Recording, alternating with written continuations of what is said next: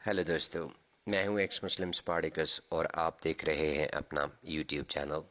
दोस्तों, कुरान और इस्लाम को एक्सपोज करने के काम को जारी रखने के लिए मुझे आपकी सपोर्ट की बेहद ज़रूरत है और ये सपोर्ट आप मुझे पेट्रियन के ज़रिए और पेपाल के ज़रिए कर सकते हैं। पेट्रियन और पेपाल के लिंक्स आपको पिन कमेंट में मिल जाएंगे।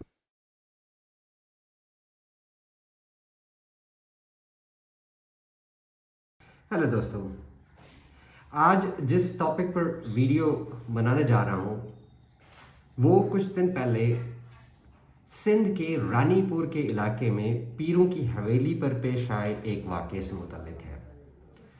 सोशल मीडिया पर एक सीसीटीवी फुटेज वायरल हुई जिसमें ज़मीन पर एक बच्ची नंगी लेटी हुई है और साथ ही बेड पर एक शख्स सोया हुआ है। बच्ची के तन पर, उसके जिस्म पर कपड़े तक नहीं, वो उठती है और तड़प तड़प के उसी टाइम मर जाती है। सोच रहा था कि वो फुटेज चला दूं, लेकिन इतनी हिम्मत नहीं हो रही।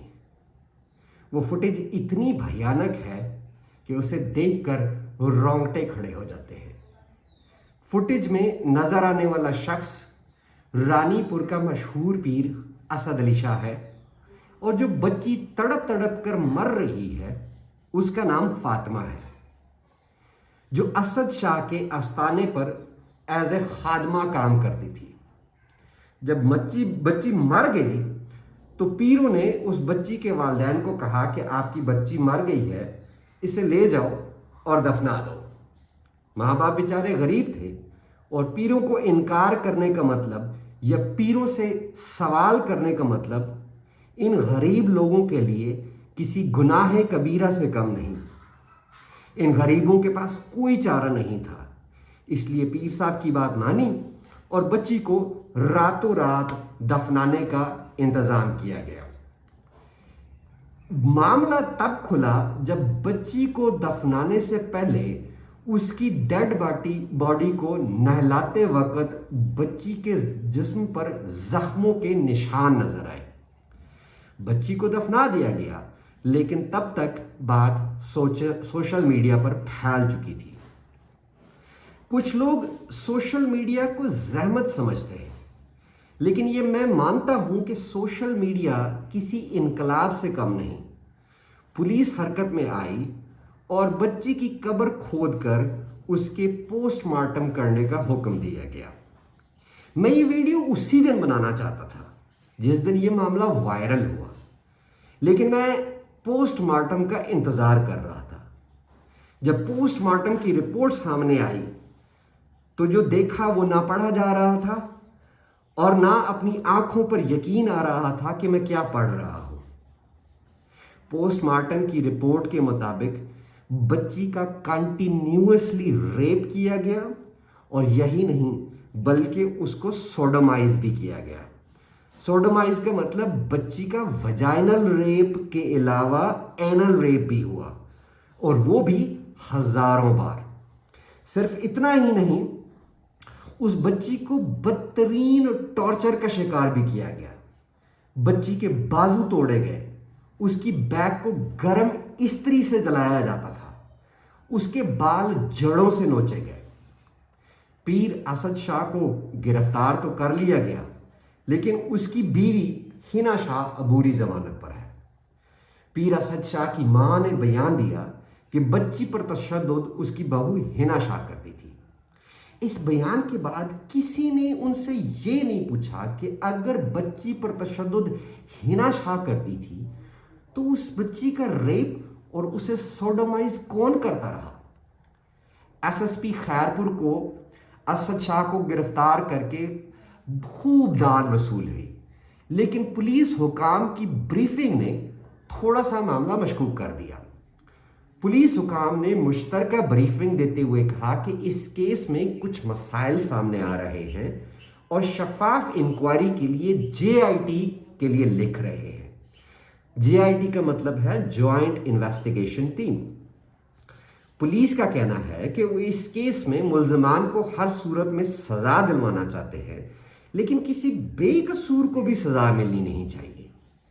جب پوسٹ مارٹم رپورٹ میں بچی پر تشدد اور اس کا اینل اور وجائنل ریپ ثابت ہو چکا ہے اور بچی رانی پور کے پیروں کی حویلی میں کام کرتی ہے, اسے کہیں آنے جانے کی اجازت ہی نہیں ہے, تو اس میں جے آئی ٹی کی کیا ضرورت؟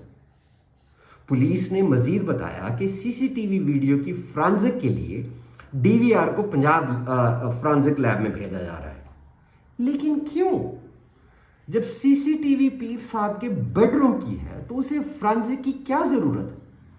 کیا پولیس اس سارے معاملے کو خراب کرنے کے لیے ملزمان کے ساتھ مل چکی ہے؟ جو لوگ سندھ کے بارے میں نہیں جانتے ان کو بتاتا چلوں کہ حیدرآباد اور کراچی کو چھوڑ کر پورا اندرون سندھ انتہائی پسماندہ ہے. ان پڑھ اور غربت اور غلامی میں گھرا ہوا پورے کا پورا جو ہے وہ انٹائر سندھ ہے, وہ چاہے سندھی وڈیروں کی غلامی ہو یا پیروں فقیروں کی. سندھ کے غریب کسان ہاری اور وہاں کے ہندو غلامی سے بھی بدتر زندگی جی رہے ہیں.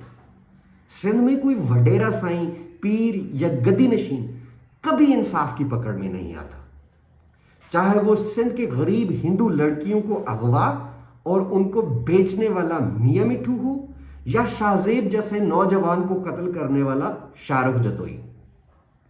جیسا کہ میں نے سوچا کہ بلکہ میں نے کہا کہ سوشل میڈیا ایک انقلاب بن چکا ہے جس نے کئی ملکوں کی تقدیر بدل دی. فاطمہ کے اس کیس کے بعد بہت سارے کیس سوشل میڈیا پر سامنے آئے ان چند دنوں میں. ان میں سے ایک کیس ایسا ہے کہ رانی پور کی حویلی جو ہے وہ جرائم کا گڑھ بن چکا ہوا ہے.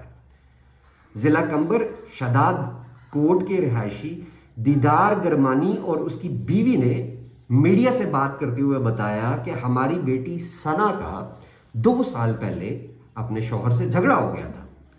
صلح کے لیے رانی پور پیر مرشد محسن شاہ کے پاس گئے تو پیر صاحب نے کہا کہ ثنا کو حویلی پر چھوڑ جاؤ, میں صلح کروا دوں گا. کچھ دن بعد جب حویلی پر گئے تو پیر صاحب نے بتایا کہ ثنا بھاگ گئی ہے. ثنا کی ماں نے قرآن ہاتھ پہ رکھ کر اعلیٰ حکام سے اپیل کی ہے کہ خدا کے لیے ان کی بیٹی کو تلاش کیا جائے.